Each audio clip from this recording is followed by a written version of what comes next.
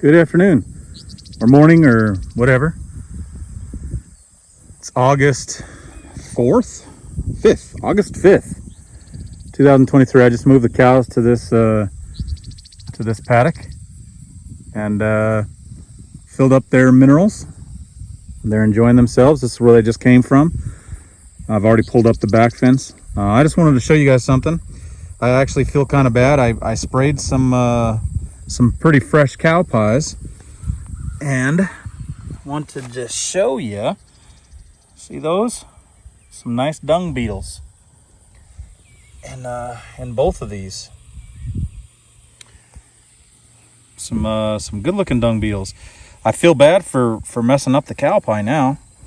Dung beetles are actually really good. Don't mind that right there. It's some stupid horse nettle. But the dung beetles are working on these. I feel bad for spraying them. Hopefully they forgive me. But dung beetles are really good for the ground.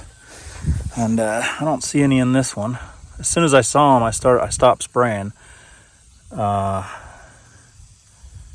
don't see any in that one there. And I was spraying this one too, just breaking it up is all I was doing. And then I saw them beetles and I stopped. Anyways, dung beetles will take the poop. So you can see one right there. He's working. It's just a little one. And but they will take this poop and take it down underground with them and feed the soil biology, and that's what we're looking for. So here's a couple day old pile, and there's all kinds of life in there.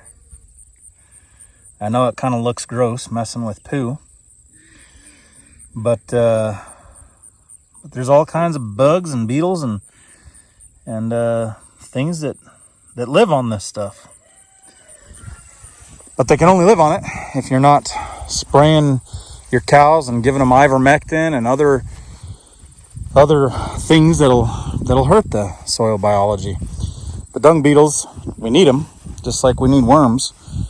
But if the dung beetles eat poop that has been come out of the back end of a cow that has been treated with ivermectin, it can't survive. And if you don't have dung beetles, they're not taking the poop underground and feeding the rest of the soil biology, including themselves. So it's a symbiotic relationship that has to happen. So it's important that we move our cattle. That way they're not living in their own filth, and that prevents a lot of the infestation of parasites. You can see there's stuff on this one, and I'm sure there's stuff that shouldn't be on there or that we don't want, pest things, but there's also dung beetles, and we like dung beetles. There's Max, old Maximus. I think he's done his job with the ladies. I think he's coming over here for some attention now. I want you to watch what he does. He's a good bull. So this is a bull we got from Greg Judy up at Green Pastures Farms up in about 3.5, 4 hours north of us, central Missouri. And he's gonna come over here. He's gonna stop before he gets to this fence and put his head down. So now he's making a liar of me. There he goes. What he wants me to do is come up here and pet him right there. And then he just puts his head down and he enjoys it. Oh yeah. He also enjoys being petted right back there. Right at the top of his tail. I don't ever touch his head.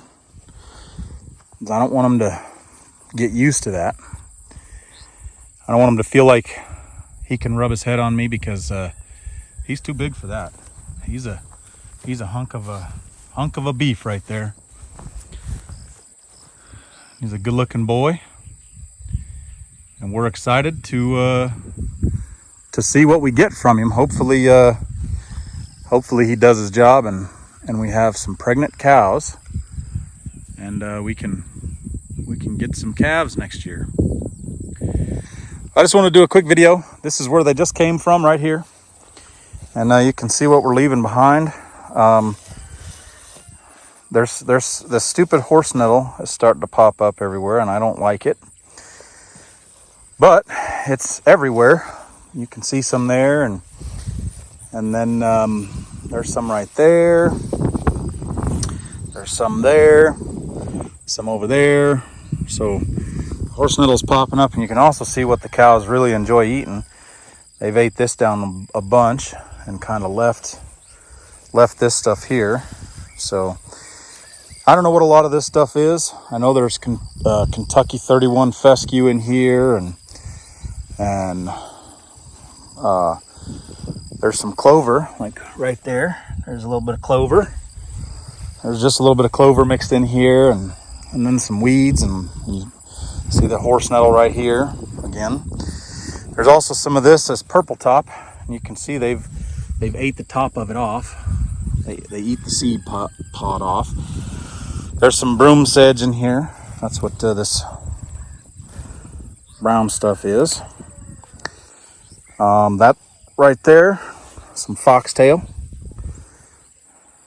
and that's because it looks like foxtail. There's a whole lot of foxtail up there. All that yellow top stuff. Cows don't really like eating it. But we're also leaving a lot of cover. Some of this bigger grass here, and those big grass blades act as a solar collector and take the sun and create energy, and then they put that energy into the soil. So while they've ate this down more than what I would like, we still have this over here, and I appreciate it. I appreciate what the cows are doing for the ground, and hopefully next year it'll be a little bit more of a wet year, and we can get some more grass growing and some more rain at times we need it, and the grass will look better. So this is where they've come, and this is where they're at now. And you can see there's a little bit more foxtail there, and here's that purple top with the top on it. It's called purple top for obvious reasons, because it's purple, or grease grass because it feels greasy. These seed heads feel greasy when you touch them, and they like it. He's wondering why I walked away from him, wondering if it's worth walking all the way down here or not. Well, guys, I appreciate you watching, and I appreciate the cloud cover and the cooler weather today. It's been hot. It's been a hot couple weeks, 90 plus degrees, and high humidity, and we've gotten a little bit of rain, which has been nice. Probably in the last 2 or 3 weeks we've gotten about 1.5 inches of rain, which has been super nice for this grass, and just really nice for helping to cool things off. I wanted to show you one more thing before I forget. And when I moved the cows and I was filling their water, I found that. Super exciting.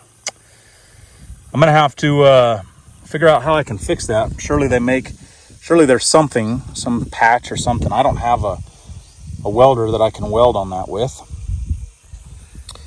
I do have a welder, but I don't think that it'll weld that. It's pretty thin and galvanized as well. So I'm excited about that. Not really. So hopefully I can figure out how to fix that. Well, I appreciate you guys watching. You guys take care. Hit the like and subscribe button if you like videos that are similar to this, and I'll see you on the next one. Be blessed. Be a blessing to somebody else. We'll see you guys.